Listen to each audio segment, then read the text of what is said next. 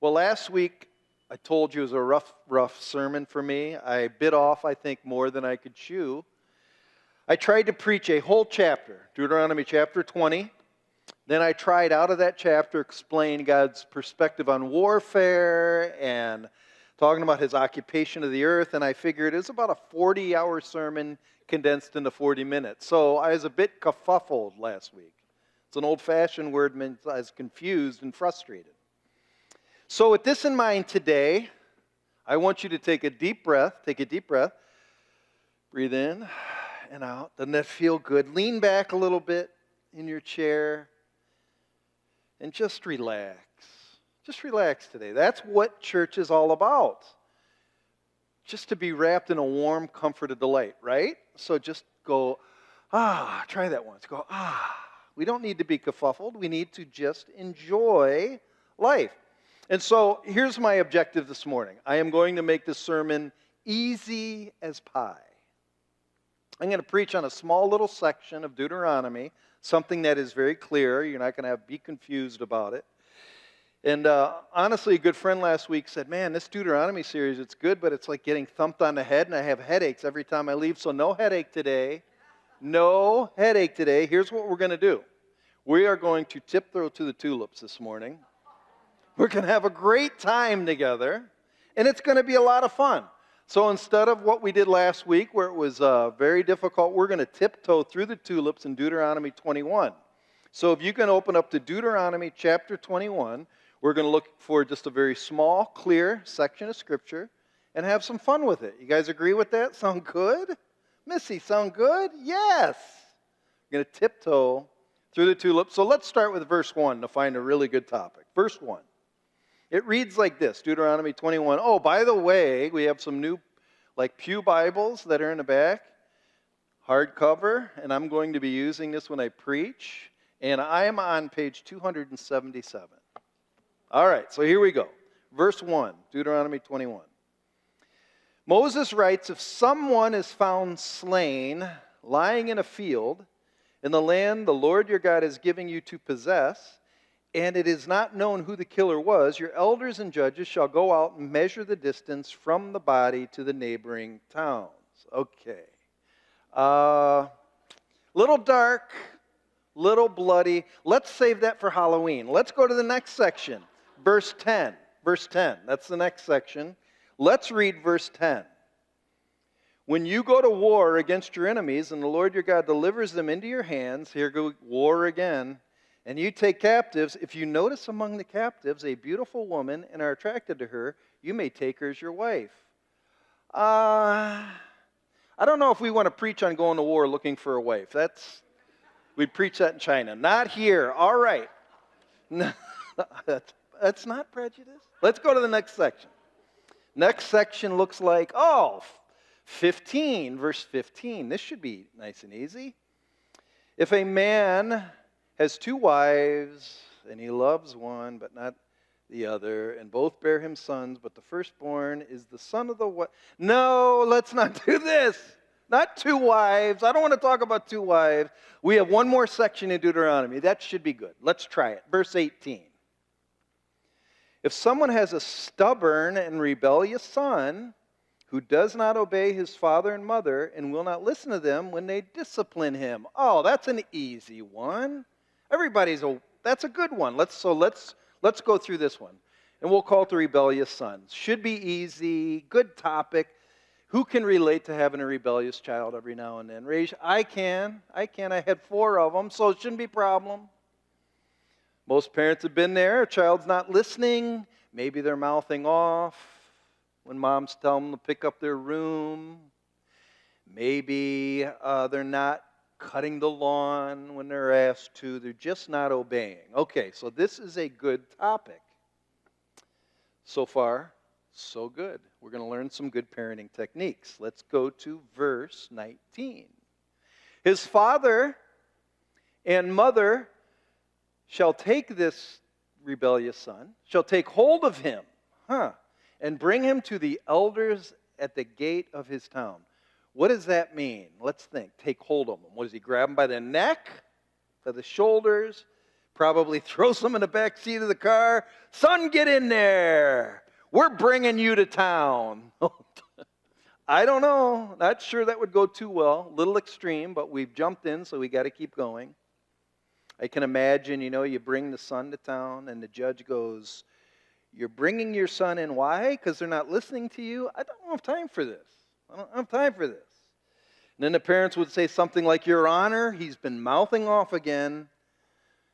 And I can imagine a judge going, "Man, you're some wimpy parents having to bring your son into town. I mean, come on." All right, let's keep reading. Verse 20. Then they shall say to the elders, "This son of ours is stubborn and rebellious. He will not obey us. He is a glutton and a drunkard." So a glutton is a person who eats too much food, just keeps eating and eating. And a drunkard is somebody who has too much Bud Light in the basement. That's what this is talking about. So the son is a glutton and a drunkard. It's like saying to the judge, "My son," I should also say, or daughter, I don't want to be sexist, so both could probably have a problem. "My son or daughter is always going to the Kaz bar with his friends, using our credit card to buy hot wings and a round of drinks. And then when he comes home, he sleeps in and complains we don't do enough for him. He is always having his friends over, and they keep expecting me, their mom, to clean up after them. I don't know what to do, Judge." In a way, I've heard this before. It sounds very typical of some parents bringing their kids in to talk to the youth pastor. Right, Derek? You've been there. Very typical. These are the kids often that are forced to go to youth group, so I could straighten them out as a pastor. Now you know why I threw chairs in youth group. But let's stay focused on Deuteronomy 21, and we need to ask a question. What does the judge want parents to do with a rebellious teen according to the law of Moses? This would be good advice for all of us. What does the law, according to Moses, want us to do with a rebellious teen? Do we take away their PlayStation? Send them to, work at the local gas station to keep them busy? To pay off, all the food they've been eating? What do we spank them? No, we can't spank them anymore. Do we ground them? That doesn't work with an adult teen. That doesn't work. Send them to Lake Ann Senior High Camp. That might do it. Or do we just give them a stern talking to? That will do it. Or we could say, which I've heard people do, "Now, Johnny, if you stop ignoring your mom and dad, and if you're a good son, maybe we'll get you that Jeep 4x4, and you can take it to the dunes. Just be good." Maybe that's the advice. Instead of the negative, let's use the positive reinforcement. Well, let's read what Moses says to the parents of just a rebellious child. All right, let's read it. You guys ready to read along with me? Verse 21. "Then all the men of his town are to stone him to death." Stone him to death. "All Israel will hear of it and be afraid." You've got to be kidding me. Am I reading what I think I'm reading? So you take the son and you bring him in the center of town and you stone him to death if your son is rebellious? You parade them in front of all his friends, and probably some of the friends that were at the bar with him the night before get to stone him to your son? Man, if you've ever thought about stoning, it's despicable. Reminds me of the 1969 short story movie. I had to watch it like in the 8th grade. I couldn't believe it. It's called The Lottery. TJ, did you watch The Lottery in school? You did, Josh. You watched it? I thought you and TJ both went to Kent City. You're in a different school. What, they don't show anymore? Lottery is a 1969 short story about where people take a little slip out of the lottery, and if they have the black dot on it, they are paraded in front of town and they're stoned. It's a terrible show. This reminds me of that show. Deuteronomy here started off kind of harmless. Just you have a rebellious son, and it takes a dark turn. You stone him. We are not tiptoeing through the tulips anymore. What is going on? Because we have to address it now. What is going on? Because this is God's law. This is God's attitude towards sin. So we have to ask some questions. The first one is this: does God really think rebellious children deserve death? We have to answer that. We have to answer this: does disobedience and disrespect to parents still rise to the level of stoning? And why stoning? I mean, you want to talk about cruel and unusual capital punishment. Another question I have to ask is, would capital punishment really change people's behavior? And then, if America is a Christian nation, aren't we a Christian nation? Why don't we keep reinstituting stoning? Why don't we keep using it? It might work.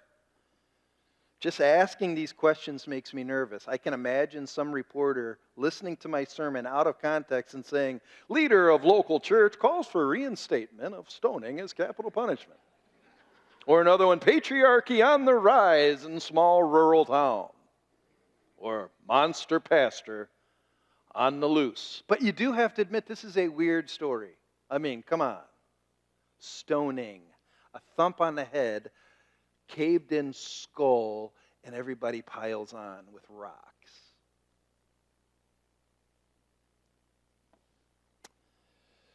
So what this is, before we can really make sense of this, we have to understand what I call the gospel worldview.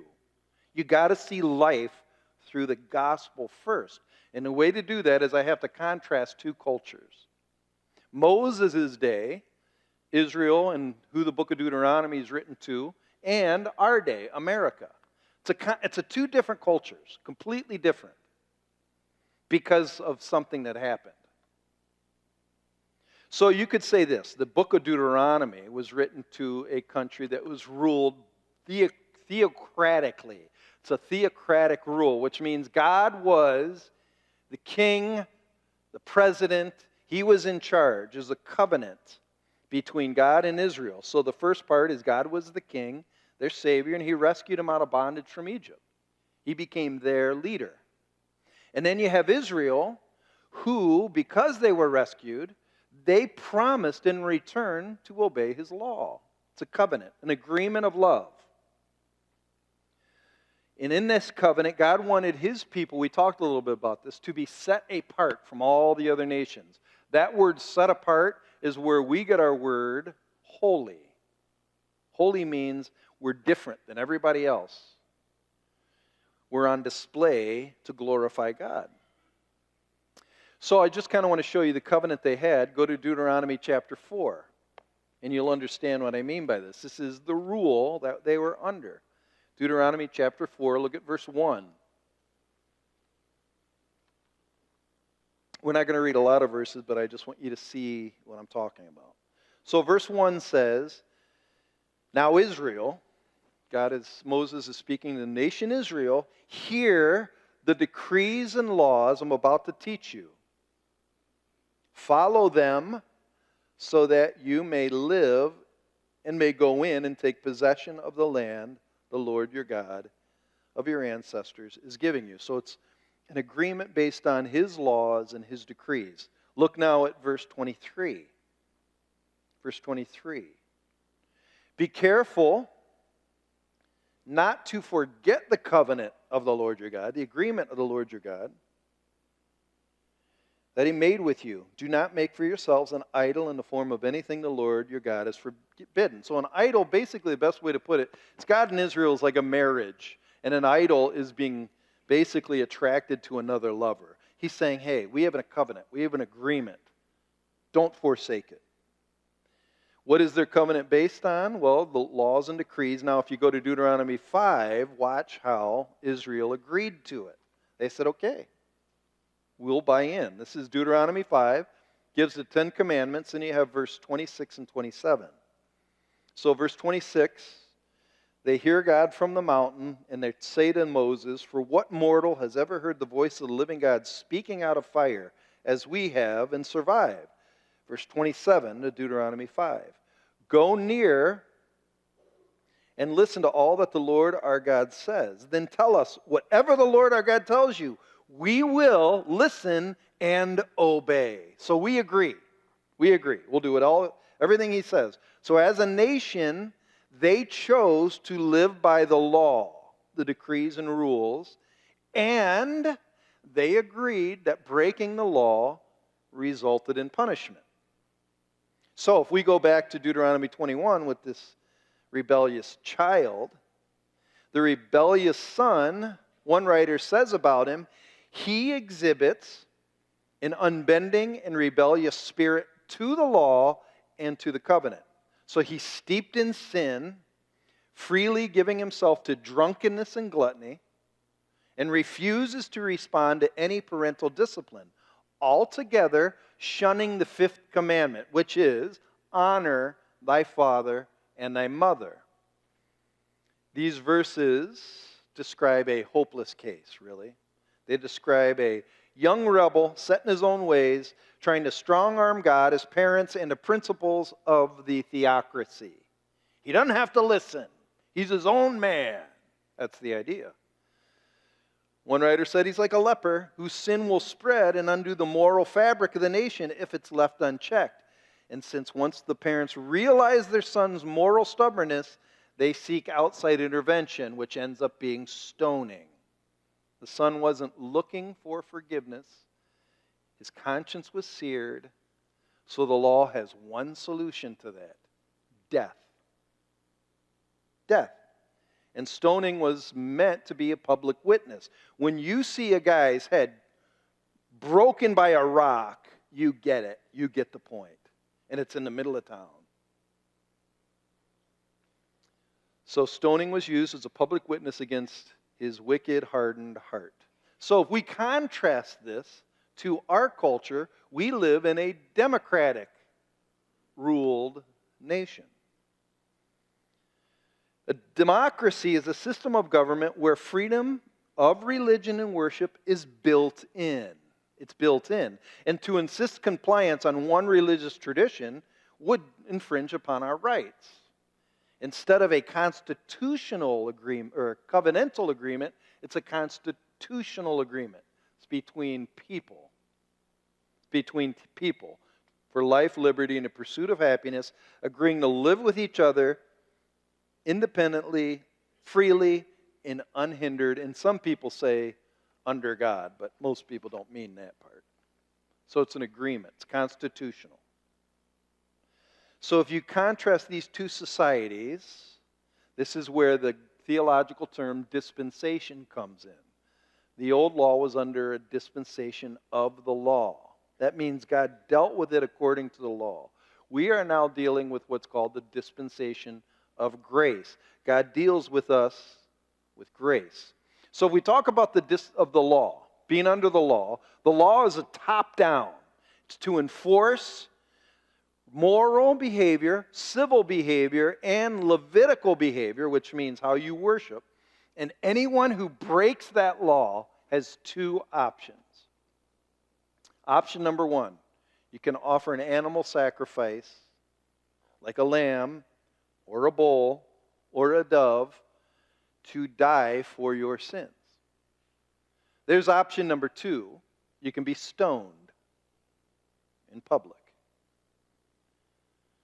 The threat of being stoned by your friends and family has a way of compelling behavior, if you know what I mean. I don't want to do that. All right, I'll offer the animal. It's a forced behavior. It's forced behavior. But again, the law is only top down. Grace is completely different. It flows into the heart and works from the inside out. Where the law threatens, grace compels by love. Here's the frustrating part of grace. This is the frustrating part of grace. What do you do with a person in the dispensation of grace? What do you do with someone who has no fear of God? What do you do with them? Because we are no longer instituting capital punishment for a son's rebellion and drunkenness, We are no longer instituting capital punishment for a husband's adultery. We are no longer instituting capital punishment for homosexuality. We are no longer instituting capital punishment for participation in witchcraft, tarot cards. We are no longer instituting blaspheming the Lord's name in vain. They used to under the old covenant. We no longer do. Something has happened to the heart of man. There's an assumption because it is no longer being punished. Lukewarm and non-believers believe they're getting away with their sins now. See, God just doesn't care. Because we aren't stoning rebellious kids in the center of town must mean that God no longer cares that he's rebelling like they used to. Maybe God is just a weak old man who doesn't have the energy to get up off of his celestial rocking chair. You can see him rocking right now saying, well, my children, I'm going to take a snooze on the couch of a fluffy cumulus cloud that's floating over Fiji right now. Just leave me alone. Is that what God's doing? Old decrepit man up there now. Used to be pretty young and viral and beat the tar out of Israel. Now he just doesn't have the strength. But I must warn you, God has not changed. Especially when it comes to dealing with sin. God has not lightened up because our democratic laws have. Just because we pass less restrictive laws doesn't mean it's fine with God. Abortion may be legal, but that doesn't mean he's okay with it. Have you ever heard of the movie The Purge? It came out about 15 years ago. And The Purge is a weird movie. The premise is the nation is so rotten, we're going to have one day where you're allowed to freely murder whoever you want. You won't be tried for it. So it becomes The Purge. One day you can go kill someone. You'll be okay. You won't be litigated for it. And there's assumption by the writers that everybody will do that. If that was a real law, everybody would have no problem going out there and murdering people. But I'm telling you, it doesn't work like that. We don't murder because it's against the law. We don't murder because we know God sees. We know how he feels about it. Thou shalt not murder. That's why we don't murder. We know God is watching. And just because the state allows something doesn't mean we're going to get away with it. Get away with our sin if we choose to do it. God sees. And even though we live in a very loose society, people everywhere still know down deep God wants us to be holy. 1 Peter 1:16, be holy as your Father in heaven is holy. Means be set apart, be different. Don't live in garbage. So you could say it like this: God's view of sin has not changed. What has changed under the dispensation of grace is the solution God has used to deal with sin. Remember, solution in the first dispensation was either an animal sacrifice or stoning. But believe it or not, Deuteronomy 21 gives us a solution. We need to keep reading. It's in verses 22 and 23. And I guarantee you, Moses had no idea what he's writing at the time he wrote it. Watch what it says. Deuteronomy 21, 22 and 23. If someone is guilty of capital offense, and they're put to death, and their body is exposed on a pole, that's what my version says. Most every other version will say the body's hung on a tree. The Hebrew for the word pole or tree means lumber made out of wood. And they're strung up there to be put on full display. So you could say again, if someone's guilty of a capital offense and is put to death and their body's exposed on a tree, I'm going to call it the killing tree, you must not leave the body hanging on the pole overnight or on the tree overnight. Be sure to bury it that same day, because anyone who is hung up on a pole is under God's curse, or who is hung up on a tree is under God's curse. You must not desecrate the land the Lord your God is giving you as an inheritance. So, as we just learned from the previous section, the Mosaic form of capital punishment was primarily stoning not hanging on a tree. So what's up with the tree? Why a tree? One scholar believes that hanging on the tree was reserved for the worst criminals of all.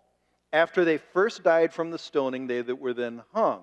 And being hung on the tree was meant to be a warning to others that this action and this person is cursed forever. People would walk by and see the broken and bruised body of the criminal as a public spectacle, a horror to avoid at all costs. The bitter fruit of sin was on full display. And you can imagine, after a body is stoned, they are bruised, broken. It was so disfigured that those who passed by couldn't look upon it. They were despised and rejected. Despised and rejected. John Calvin said concerning this passage, Moses does not here speak generally, but only of those malefactors who are unworthy of burial, and the man so hanged is called the curse of God, because this kind of punishment is detestable in itself. What Moses didn't know at the time of his writing was that this killing tree was to be the solution to usher in a new dispensation of grace that we're under. What do you mean by that? Go to Galatians chapter 3. Galatians is in the New Testament, right after 2 Corinthians. And I want you to go to chapter 3, verse 10 through 13.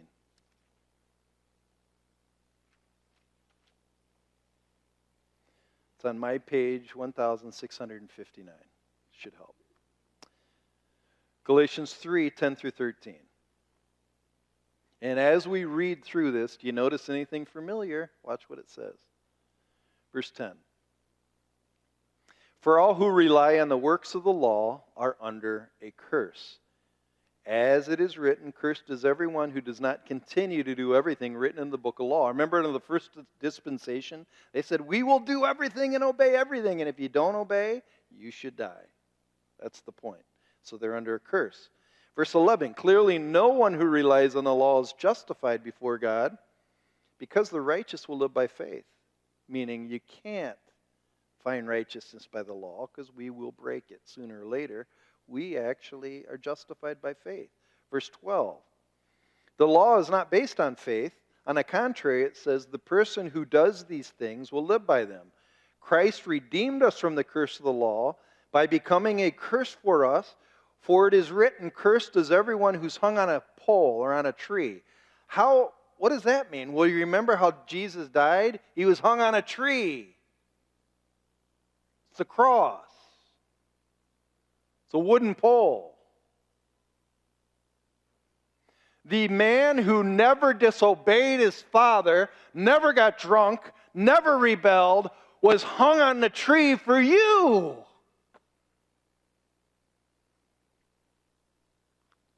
So now we can go back and answer well, actually, let me have you read this quote. This is an amazing quote. It's by Roland Barnes, and he writes, of all the possible ways in which Jesus could have been executed, he was hung on a tree to demonstrate the covenantal curse that rested upon him for our sake. The innocent and blessed Son of God was hung on a tree as though he was a reprehensible criminal. And he suffered the unspeakable experience of the wrath of God, the covenantal curse. In our place, that we might experience unspeakable new covenant blessings. This is called grace. This is called understanding with the gospel. So now we can go back and answer two of the questions of the five. The first one is, does God really think rebellious children deserve death?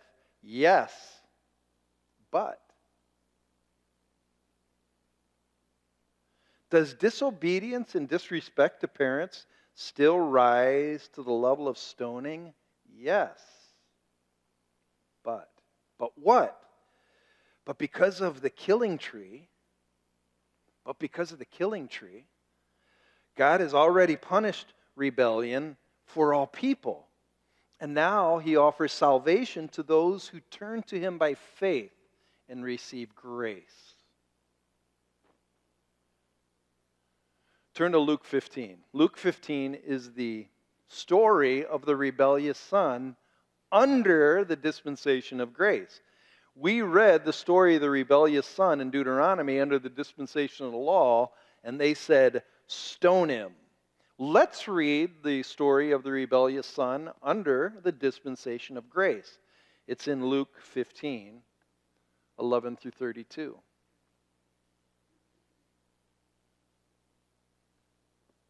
Jesus is telling a story. There was a man who had 2 sons. The younger one said to his father, "Father, give me my share of the estate." So he divided his property between them. Verse 13.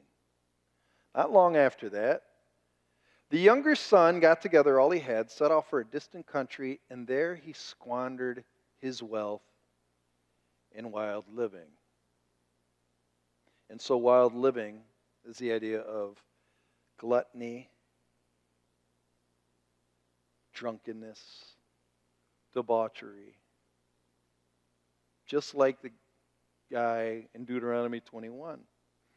After he had spent everything, there was a severe famine in the whole country, and he began to be in need. So he went and hired himself out to a citizen of that country who sent him to his fields to feed pigs. He longed to fill his stomach with the pods that the pigs were eating, but no one gave him anything. And in verse 17, this is the objective of grace. When he came to his senses. You see, in the old law, they just stone you. In grace, Jesus died so you can come to your senses. So you can wake up and go, oh. Watch what happens. He said to himself, how many of my father's hired servants have food to spare? And here I am, starving to death. When you come to your senses, you understand 2 things. I rebelled, and I'm in bad shape. Verse 18, I will set up and go back to my father and say to him, Father, I've sinned against heaven and against you. That's rebellion. I am no longer worthy to be called your son. Make me like one of your hired servants. So he got up and went to his father. But while he was still a long way off, his father saw him, ran up to him, and stoned him. Oh, no, it doesn't say that, does it? What did he do? Here's the picture. But while he's still a long way off, his father saw him and was filled with compassion for him. He ran to his son, threw his arms around him, and kissed him. Because of Jesus' death on the cross, God now has grace. Not a rock. The son said to him, Father, I've sinned against heaven and against you. I'm no longer worthy to be called your son. But the father said to him, quick, bring the best robe. That represents a new righteousness, a new heart. Robe represents I am now clean, I'm new. So imagine a white robe. Then it says, put a ring on his finger. That represents adoption. He wasn't a son. He considered his son dead. Now he's alive, and he's adopted him. Behold, what manner of love the Father has given unto us, that we should be called the sons of God. And sandals on his feet, which he has now restored him to do carry the gospel of peace. He's given him dignity again, agency. For this son of mine was dead, and he's alive again. He was lost and is found. So they began to celebrate. What does the father do? He puts his arms around the boy and kisses him. My son was lost, and now he's found. And this is grace. It's all grace. I like what J. Vernon McGee says about it.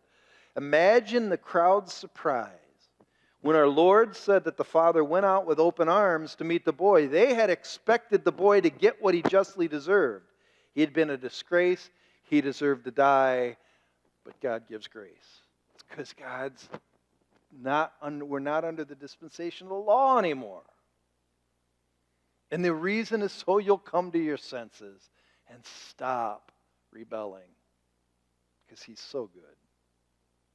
Because Jesus hung on a tree and took the penalty of the disobedient, rebellious son for us, instead of judgment, there's mercy. God hasn't changed his mind about sin. He's changed his heart. It's all grace. It's all grace towards those who accept his son's payment by faith. I was lost. I was dead. And now I'm alive. The law can't change a heart. Only the killing tree can. Have you ever accepted what Jesus did for you on that tree? We're going to sing about it, and I want you to consider the words as we sing this song. So the praise team could come up, and I'll pray, and then I want you to really consider your own position before God.